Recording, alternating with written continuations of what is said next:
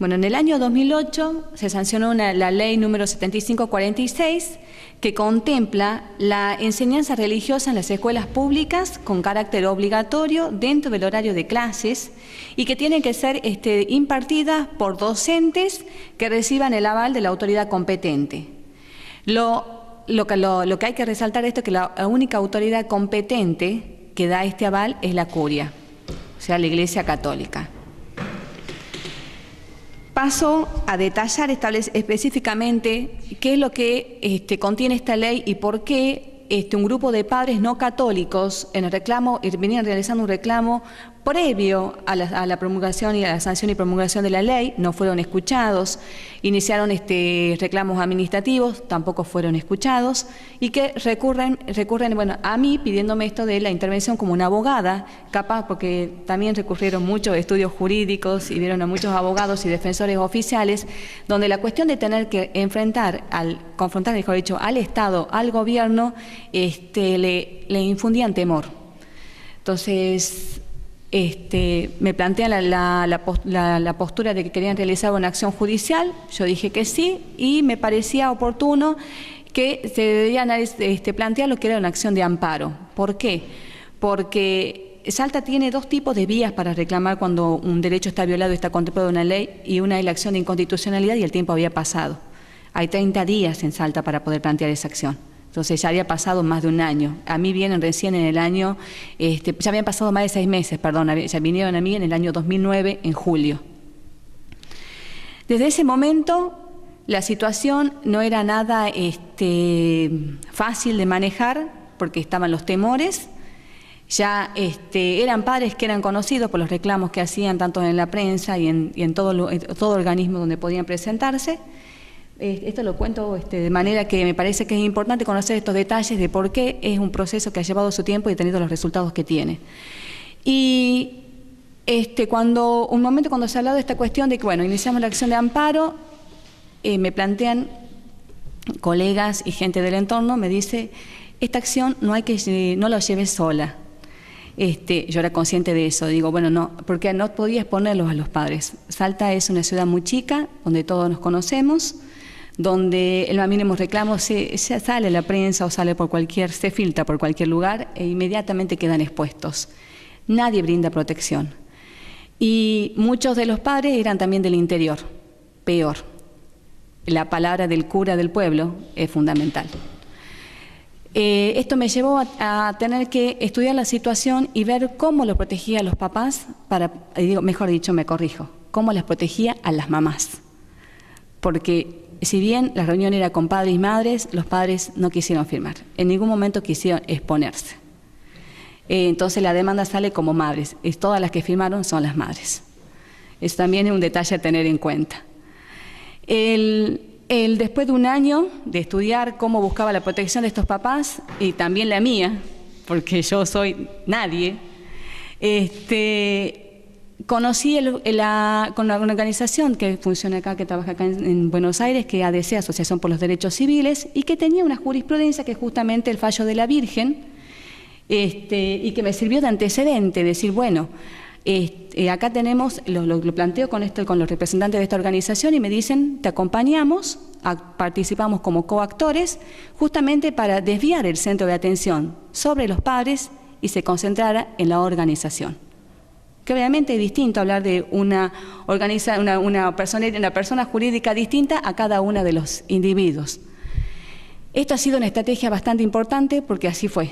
Se centró la atención en ADC y pude llevar el proceso 3 años de manera cauta, precavida, pero no por eso sin recibir, digamos, el maltrato del Poder Judicial, ¿no?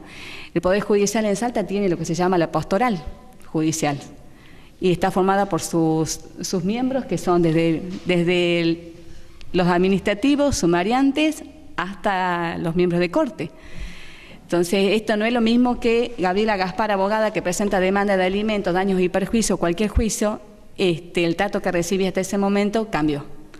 Entonces, fue un proceso que lo llevé prácticamente a tientas y a ciegas, porque los miembros que forman parte del juzgado a que lo presenté también son partes del Opus Dei, llegaba y me decían, el expediente está en fiscalía, se corrió vista a asesores, entonces nunca pude tomar conocimiento más allá de lo que se me leía por sistema, que son decretos cortos que uno no puede ver qué más hay. Pero bueno, llegamos logramos un primer paso, ¿no? Y ahora eso es lo que voy a proceder a detallar. Lo que se planteó, la acción de amparo, lo que plantea es justamente la existencia de actos discriminatorios que genera la aplicación práctica de la ley provincial que está contemplado en uno de sus artículos, porque no hay un criterio uniforme respecto de los docentes, cómo tenían que impartirse la materia de educación religiosa, cuál tenía que ser su contenido curricular, cómo era el trato que debía dársele a los niños que no eran católicos, y esto ha generado, en el momento de hacer efectiva la aplicación de la ley, que se realizaran distintos hechos aislados, distintos hechos concretos, pero homogéneos en distintas escuelas, que nos plantea la posibilidad de iniciar esta acción bajo la figura de acción de amparo por la existencia de actos discriminatorios. Y subsidiariamente pedía la inconstitucionalidad de la ley en este inciso, en el cual planteaba que se dicte la educación religiosa con carácter obligatorio y que sea dentro del horario de clases. Otro de los enfoques que había que tener en cuenta era que no tan solo se pudo probar la existencia de actos discriminatorios por parte de los docentes, sino también de que, como dije anteriormente, el aval de los docentes que impartían esta materia es solamente aval que venía del arzobispado, de la curia, y los únicos docentes que tenían el título habilitante para enseñar educación religiosa, y que sigue siendo así en la actualidad, es un instituto terciario que se conoce con el nombre de Monseñor Tadela, y que depende directamente de la curia, es más, su edificio funciona en la catedral. Y la autoridad competente es también sale del arzobispado. El arzobispado, una vez que se procede a la designación de los docentes de educación religiosa, son designados reciben la resolución del Ministerio de Educación, previa vista que se le corre al arzobispado, donde da su aval. Algo a tener en cuenta es que desde el momento que se interpuso la acción de amparo, inmediatamente, como una manera de tratar de tapar la existencia de estos actos discriminatorios, se permitió la inscripción de un solo docente que provenía de una escuela adventista. Pero hasta el día de hoy no está ejerciendo. Y otro detalle que teníamos que tener en cuenta era que en el momento que se interpuso esta acción, también se consiguieron iglesias que no se habían pronunciado a favor ni en contra, también salieron a apoyar a la Iglesia Católica, como fue la Iglesia Ortodoxa. Esto lo traigo a colación porque que es algo que me consultaban. Las comunidades árabes no son muy numerosas en Salta y hubo, como digo, ha sido ayornada de tal manera que los hijos de árabes van a las escuelas privadas católicas. Entonces hay mucha relación entre la Iglesia Ortodoxa y la católica. Esto a nosotros en un primer momento nos ha generado un cierto incertidumbre y temor, porque socialmente se volvió a plantear, socialmente se volvió a hablar el tema de educación religiosa y no teníamos apoyo social, digamos, de instituciones u organizaciones. Y el primer traspié fue que el juez de cámara, nosotros en Salta elegimos al juez que queremos plantear la acción. No es como en otras provincias donde uno ingresa, no, nosotros elegimos a la persona del juez, a un juez específico. El juez que lo elegimos era por una cuestión de que tiene mayor trayectoria en decir que es garantista, pero es docente de la Universidad Católica, entonces sabíamos que teníamos algunas cuestiones que nos iban a jugar en contra. Su primer decreto fue que se declaró incompetente para llevar adelante la acción de amparo, y él nos plantea y nos dice: no hay una acción de amparo, lo que ustedes están planteando es una acción de inconstitucionalidad. ¿Qué significa esto? Que la acción de inconstitucional lo ve directamente la Corte de la provincia y ya estábamos fuera de término. Se cerraba todo tipo de discusión. Obviamente apelamos ese decreto, esa primera resolución, después de un año, un 30 de diciembre, después prácticamente 7 meses, 8 meses, me llega la resolución donde me dice que el juez de Cámara tenía que resolver, que era una acción de amparo y no una inconstitucionalidad. Digo que lo llevé a tientas porque 30 de diciembre ya entramos en feria judicial, a mí me notifican y el proceso de amparo en Salta, todos los actos procesales se realizan cada 3 días.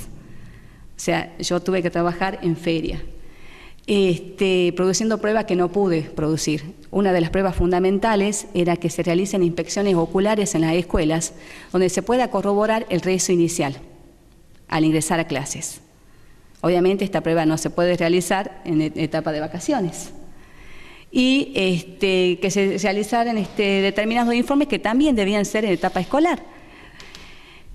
Bueno, estas cosas las fuimos salvando de a poco, pero tampoco logramos que esas inspecciones oculares fueran realizadas, pero sí fue interesante que se reemplazó por informes escritos. Y los docentes en esta convicción, y que creo que esto es lo importante, que lo que discutíamos ayer, o mejor dicho, se hablaba del tema del dogmatismo, cómo está tan atravesado, que las convicciones que tenían los docentes y los directivos, como el propio representante del Ministerio de Educación, era que estaban actuando conforme a derecho y conforme a moral, porque eran términos constantes que veíamos en cada una de sus presentaciones, donde se hablaba de la existencia de una religión. Dice, estamos hablando de valores universales. O sea, no es religión, es valor universal lo que se transmite. Y en cada uno de esos informes, si bien contestaban la pregunta, que la inspección ocular era que se pruebe que era obligatorio el rezo, porque es lo que llamamos dentro de la docencia la currícula oculta. Forma parte de una enseñanza constante y que se les impone de manera obligatoria. Ahí está esa imposición. Obviamente los directores contestaban, no es obligatorio, pero el rezo se inicia. Y el Padre Nuestro es la oración universal de todos los seres humanos. O sea, esas propias palabras, en esta convicción de que están obrando bien, y todavía bajo los términos de que el derecho de la mayoría no puede ser cercenado por el derecho de la minoría, que estaba en cada una de sus presentaciones, es lo que justamente ha llevado a que consigamos una sentencia y un fallo donde el juez establece que se puede probar que existen actos discriminatorios, o sea, se dio lugar a la acción de amparo de manera parcial, porque plantea que dice, existen actos discriminatorios que deben cesar. Se ha estigmatizado al niño que no es católico y a sus padres. Durante el mes de julio hubo muchas noticias que salían en los medios de prensa locales donde se hablaba de violencia institucional escolar. Y esa violencia institucional hablaba de agresión recibida de los padres y de los alumnos hacia los docentes. Y resulta ser que esos padres y alumnos son padres no católicos, donde reclamaron que se haga efectiva una sentencia, que se respete el derecho de sus hijos a no recibir religión católica, y hoy en día están siendo trasladados a un gabinete psicopedagógico bajo la figura de violentos, chicos problema. Entonces, la situación se ha agravado aún más en este enfoque, porque ahora la discriminación es mucho más sutil. Ya no tan solo hablamos de una práctica discriminatoria en lo que implica la educación religiosa, el dictado de la materia, sino que ahora es estigmatizar al niño como un chico problema y bajos rendimientos académicos, va con bajos rendimientos académicos, con malas conductas. Entonces, desviando el foco de atención sobre el tema de educación religiosa. Lo que ha llevado al juez a fallar en este sentido es que también, si bien nuestra ley contempla, no quiero ser tan jurídica, por eso no hice una lectura de esta ponencia, nuestra ley contempla, la Ley Provincial de Educación hace una transcripción literal del Pacto de San José de Costa Rica y hace una transcripción literal de la Constitución Provincial en su artículo 49. Donde dice que los padres y los tutores tienen derecho a que sus hijos reciban educación religiosa conforme a sus propias convicciones. Eso dice en uno de sus artículos la ley. Pero a renglón seguido, en otro artículo, el artículo 27, establece la obligatoriedad de la educación religiosa. Entonces, ahí donde planteo lo que sería la inconstitucionalidad. O sea, esta ley, en apariencia, nos hace suponer que sigue los lineamientos de tratados internacionales y de garantía de derechos, pero a renglón seguido establece la obligatoriedad, la imposición. Eso no es suficiente con ese detalle, sino que con el artículo 27, que es el que establece la obligatoriedad, el Ministerio de Educación dictó un decreto, el 045, donde se imparte, digamos, la directiva a los docentes, mejor dicho, a los directores de escuela, que al inicio de clases se tiene que repartir un formulario donde los padres ejerzan el derecho de opción y que declaren la religión que profesan. Esto es violatorio, una violación al derecho a la intimidad, a la libertad de conciencia, a la libertad de credo, de culto, y es violatorio de nuestra propia Constitución provincial, que en el artículo 11 establece que nadie está obligado a declarar el culto que profesa. O sea, esta resolución, este decreto, el 045, en ningún momento el juez pide que se deje sin efecto. Entonces, esa es la situación por la que atravesamos actualmente en materia de educación religiosa en Salta. Este ha sido el logro que he conseguido después de mucho esfuerzo, pero todavía falta mucho.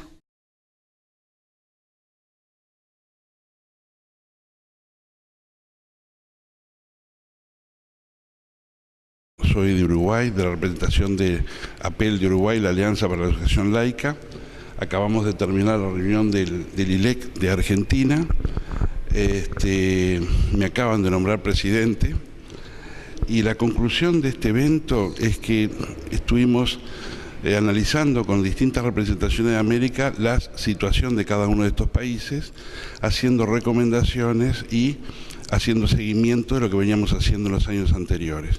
Realmente, como siempre, es bueno, primero, reencontrarse con personas que trabajamos sobre lo mismo, y segundo, ver los distintos avances que tiene cada uno de los países, referente a los abortos, a la eutanasia, a los distintos problemas que preocupan a la sociedad.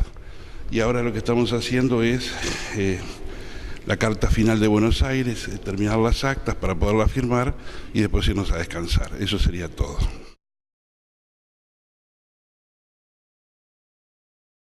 Buenas tardes, soy Ariana Cid, representante del CAL de Bélgica. Del 2000 vengo a cada congreso de los ILECs para ganar las experiencias, para sostener los organizadores que hagan el congreso cada vez en otro país, hablando de temas que tocan al laicismo, que nos interesa mucho, que sea la enseñanza, que sea los derechos humanos, la igualdad de género, que sea la salud pública.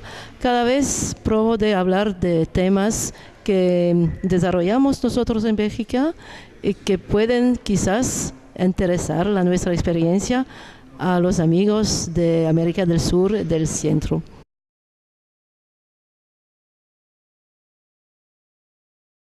Bueno, estamos aquí en la Sociedad Científica Argentina acudiendo a las reuniones de FILA, la Federación Internacional de Institutos Laicos, que reúne a todos los institutos laicos de América Latina y de Centroamérica.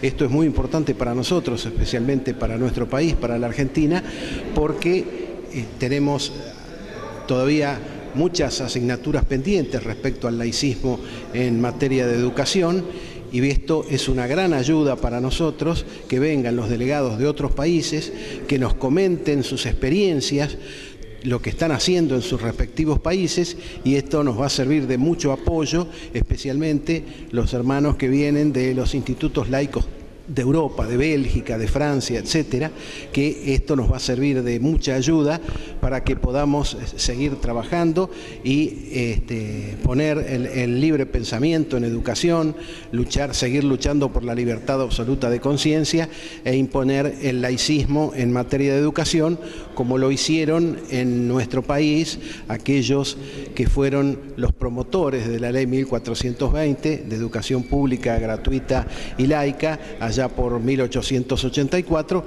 que también fueron nuestros hermanos masones que nos precedieron.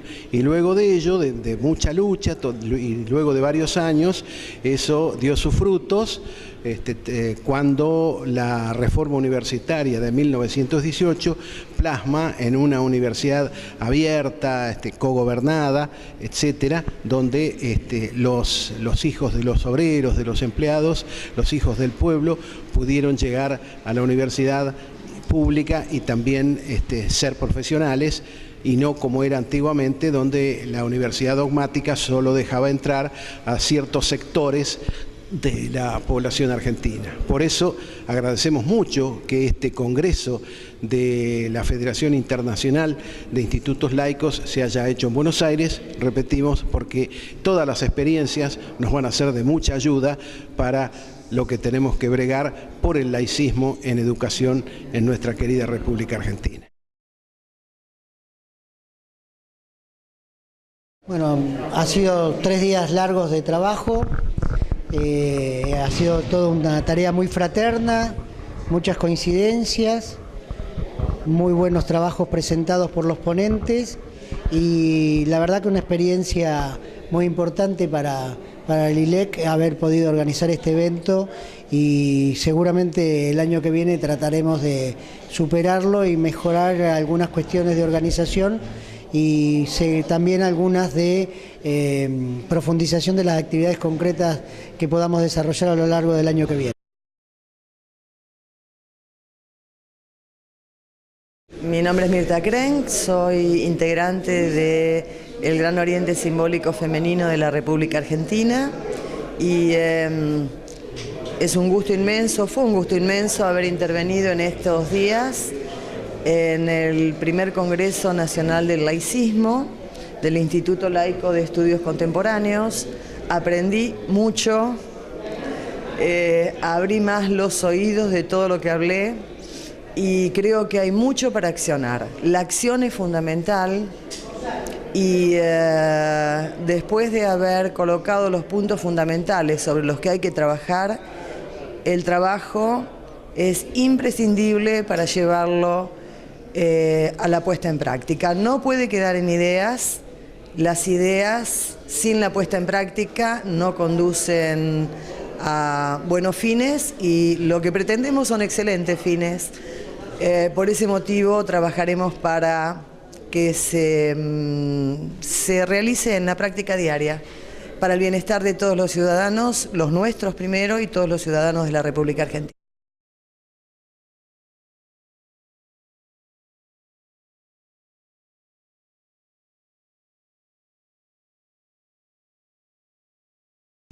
Estamos aquí ya en el acto de clausura del segundo Seminario Americano de Laicismo de la Federación de Instituciones Laicas de América y concluyendo también el primer Congreso Nacional del Instituto Laico de Estudios Contemporáneos de Argentina. Antes de distribuir la palabra a nuestros ilustres expositores, me gustaría que compartiéramos juntos un material, un video que fue preparado especialmente para esta ocasión, para el primer Congreso Nacional del ILEC. Si podemos proyectarlo, por favor. Dar la palabra al gran maestre de la masonería argentina, el muy respetable hermano Ángel Jorge Clavero. Bueno, autoridades de fila, del ILEC, queridos hermanos, queridos amigos todos. En principio es una gran alegría para la Gran Logia de la Argentina poder recibir a todas estas delegaciones que vienen de distintos países y especialmente los hermanos y los delegados que vienen de Bélgica, que es un país que viene luchando y trabajando en pro del laicismo desde hace muchísimo tiempo y que nos pueden aportar toda su experiencia para que nosotros sigamos trabajando aquí en pro de una educación libre de dogmas. Nosotros aquí en la Argentina tenemos una historia, como lo hemos visto en forma sucinta en este video que pasó, donde la lucha de las ideas liberales, el libre pensamiento, la libertad absoluta de conciencia en contra de los dogmatismos y de los fanatismos, tanto políticos como religiosos, ha sido una constante en la historia argentina. Y hemos tenido idas y venidas. La masonería ha luchado fuertemente y lo sigue haciendo aquí en nuestro país. Tal es así que, como bien lo hemos visto y lo repetimos constantemente, fuimos los actores principales de la ley 1420, aquella que nos igualaba a todos con el guardapolvo blanco. Y esa es una tarea que hicieron los masones y que pudieron influir sobre la sociedad civil en aquella época. Y luego eso, siguiendo luchando por esa tarea de las libertades y del laicismo en educación y en contra de los dogmas, pudimos llegar a 1918 y lograr lo que fue la famosa reforma universitaria, donde se abre la universidad al pueblo. Esa universidad enciclopédica, dogmática, se abre al pueblo para que los hijos de los obreros, de los empleados, el pueblo en general, pudiera acceder a la cultura superior. Pero luego nuestro país va sufriendo distintas alternativas, comienzan a venir los gobiernos de facto, esa famosa alianza de la cruz y la espada, y hemos tenido muchos altibajos. Hoy seguimos luchando y la masonería está erguida y quiere liderar esta lucha por la libertad de pensamiento, por la libertad absoluta de conciencia, por el laicismo, que otros países ya los tienen. Nosotros seguimos luchando con eso. Como hemos dicho, tenemos algunos altibajos, como por ejemplo en la provincia de Salta, que ahora el gobernador ha puesto otra vez en la educación pública la enseñanza de la religión católica. Nos oponemos con toda nuestra fuerza y por eso que nosotros le agradecemos a todos ustedes, los delegados que vienen de otros países y nos vienen a ayudar en esta dura tarea que tenemos. También tenemos que agradecer a nuestras queridas hermanas de la Gran Logia Femenina, que también nos están ayudando en esta dura tarea.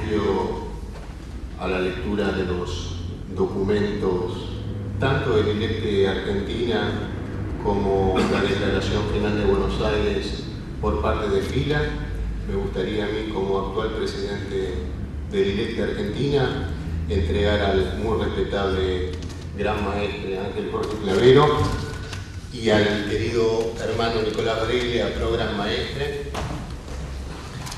Y por favor, la querida hermana Mirta Kren, en representación del Gran Oriente Simbólico Femenino, si se podría acercar.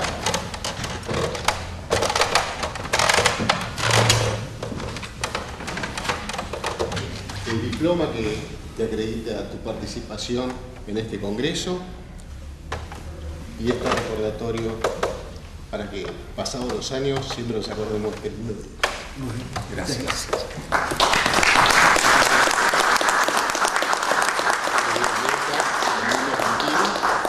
Muchísimas gracias. Que este sea apenas el inicio de un largo trabajo. Gracias.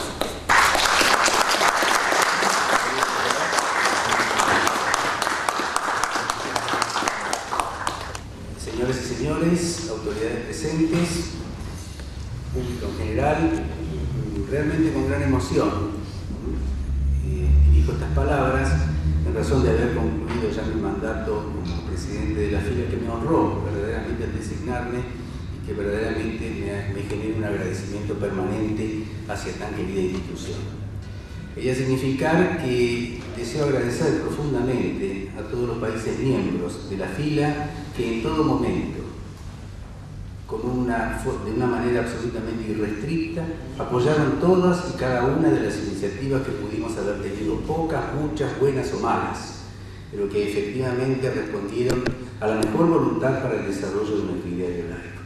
Asimismo, extiendo también ese agradecimiento muy especial a las autoridades de la Gran Logia Argentina, que también apoyaron la actividad nuestra en función del desarrollo y la potenciación de nuestro ideario laico. Es por cierto entonces con gran emoción, pero también con alegría, de saber que la FILA ha logrado superar algunos inconvenientes. Hemos tenido una asamblea perfectamente armónica, en orden, en el cual se advirtió un espíritu de cooperación y de fraternidad verdaderamente relevante y que augura sin duda alguna una potenciación del ideario laico en toda América. De modo que quería expresar mi agradecimiento a todos y por cierto que seguiré batallando por los idearios laicos en todas y cada una de las posibilidades que tengan al alcance. Muchas gracias a todos. Los participantes del Congreso Nacional del ILEC declaran, punto 1, la ratificación de su compromiso con la construcción de un Estado laico a través de la acción conjunta de todos los participantes y su correlativa expresión en el texto constitucional nacional y las adecuaciones provinciales y de la Ciudad Autónoma de Buenos Aires que correspondieran. Punto 2. La necesidad de enfrentar tales acciones respetando las necesidades regionales y de las jurisdicciones provinciales para la construcción de una agenda laica que el tiempo histórico demanda. Punto 3. La búsqueda de consenso con todos los sectores sociales y políticos comprometidos con el laicismo y el libre pensamiento. Punto 4. La convicción de que el laicismo no es patrimonio exclusivo de quienes integramos el Instituto Laico de Estudios Contemporáneos u organismos similares, por lo cual es tarea prioritaria aunar voluntades y ejes de acción con los representantes de esos sectores. El compromiso de encarar una etapa de crecimiento y consolidación del ILEC que, abriendo las puertas a la integración de todos y todas, priorice la generosidad en la construcción de más y mejores espacios de acción conjunta. Punto 6. La preocupación por los vacíos legales y las contradicciones que las diferentes gestiones gubernativas del territorio nacional tiene en relación con a los temas de la agenda de hoy.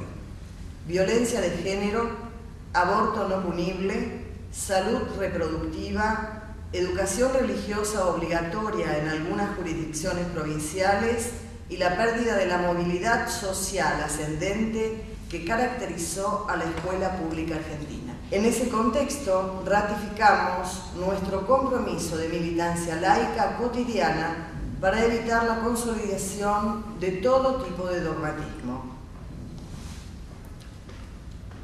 Este es el documento final y bueno, los acuerdos reflejan, estas son mis palabras, los acuerdos reflejan hacia afuera la articulación de estrategias comunes de quienes estuvimos trabajando en este Congreso Nacional. Es todo. Mencioné que afortunadamente tuvimos la presencia del 70% de los miembros fundadores del Instituto del Laicismo, es decir, una aceptable, diría muy aceptable presencia de delegados en razón de algunos problemas que han tenido algunas instituciones laicas de América, pero de todas formas un 70% de presencia es bastante alentadora. Simplemente leeré la parte dispositiva de la declaración que hemos realizado en este grato, amable y fructífero Congreso.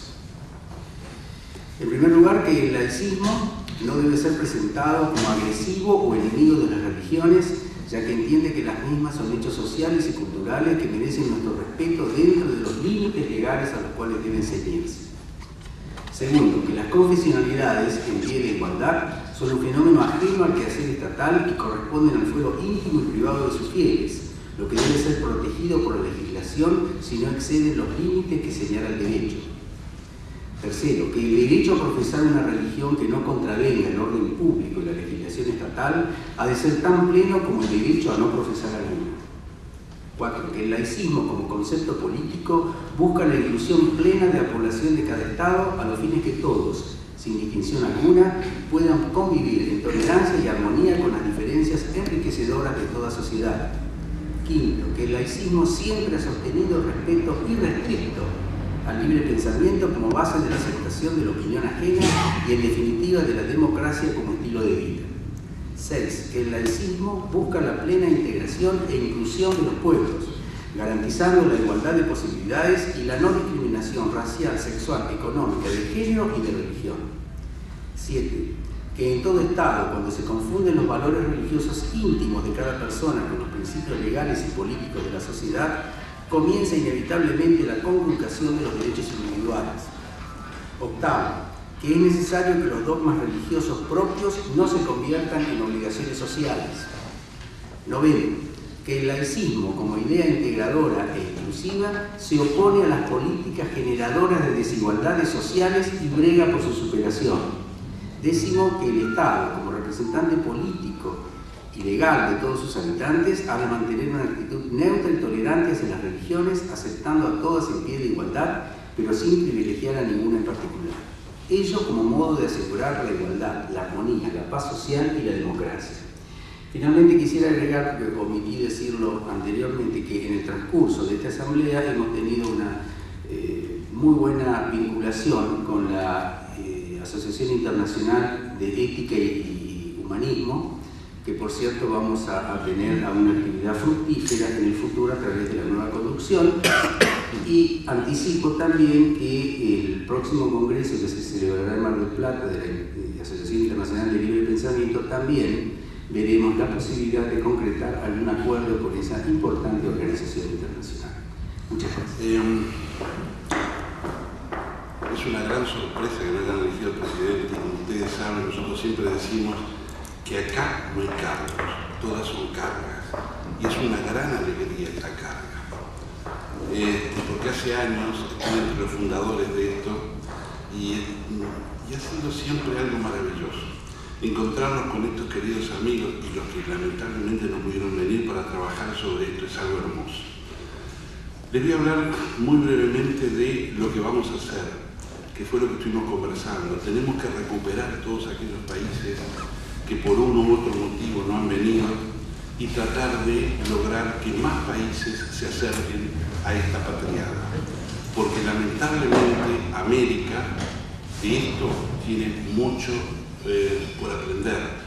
Y tú dijiste que gracias por haber venido nosotros a aprender. No, nosotros debemos aprender de ustedes, porque es una cosa de ida y vuelta. Uruguay no habla de laicismo, nosotros hablamos de laicidad. Lo manejamos como el respeto a la diversidad. Y actualmente tenemos casi 70 años de nuestro instituto laico. Ahora, ¿por qué Uruguay pudo hacer esto? Porque es totalmente vivió a espaldas de América. Nosotros no tenemos indígenas, somos un país pobre, un montón de cosas, y tuvimos el libre pensamiento que bajaba de los barcos, entonces pudimos hacer un montón de cosas. Y si ustedes me permiten una pequeña historia, allá por 1860, por allí, un señor se estaba muriendo, Jacobson.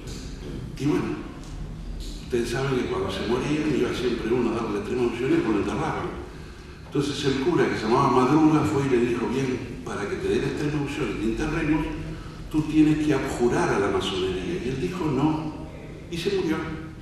Entonces se negaron a enterrarlo y lo tuvieron que llevar en una carreta 90 kilómetros a Montevideo. Se podrán imaginar, 1861, no había aparatos frigoríficos, nada de eso, como debe haber llegado, ¿no? Entonces llega a Montevideo y le niegan el entierro. Va, viene, y entonces el cura de la catedral Bride, dice: vamos a enterrarlo. Y vino el que no era arzobispo, sino, ¿cómo se llamaba en aquella época? Bueno, el anterior era el arzobispo, que era Jacinto Vélez, lo tiene que desenterrar. Y el presidente de la República, que era verlo, dice: no, esto es una vergüenza. Entonces agarra al cura y lo manda al exilio y viene a Buenos Aires. Aquí se junta con el general Flores e invaden Uruguay con lanzas, con la cruz. Ustedes saben que cada vez que la iglesia hace algo le pone cruzada. No sabemos por qué, pero le pone cruzada. Atacaron, derrotaron a Berro, atacaron Paysandú, fusilaron al hermano Leandro Gómez, y toda esa gente que agarraron presa se la llevaron en agradecimiento a Argentina, que no se movió, y a Brasil, que nos invadió. Tuvimos que ir a pelear contra los pobres paraguayos. Fueron allá, los hicieron matar a todos. O sea, ningún hecho que hagamos no tiene consecuencias en otro montón de cosas.